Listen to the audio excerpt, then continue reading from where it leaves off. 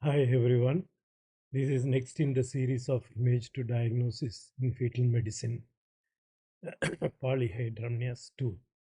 This is scan at 31 weeks of gestation shows increase in amniotic fluid volume.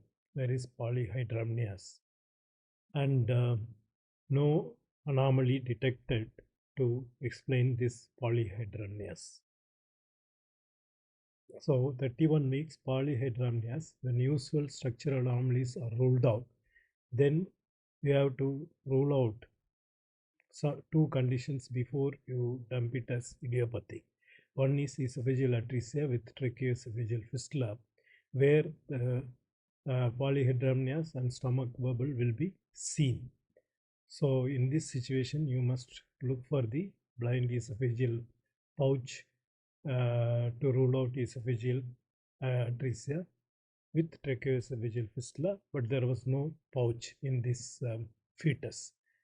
And isolated cleft soft palate to be ruled out, and which is done by doing a sagittal scan of the face and mouth with the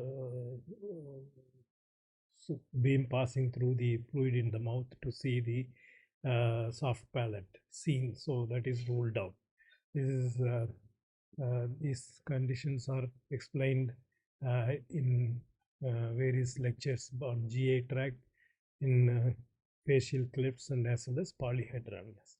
So when these two conditions are ruled out with polyhydramnios, no other anomaly seen, then you call it idiopathic unexplained polyhydramnios. On postnatal follow-up turned out to be tracheal agenesis. Is prenatal diagnosis of tracheal agenesis feasible? If you would like to see the workup, you can log in to sonoshare.in. Thank you for your patient listening.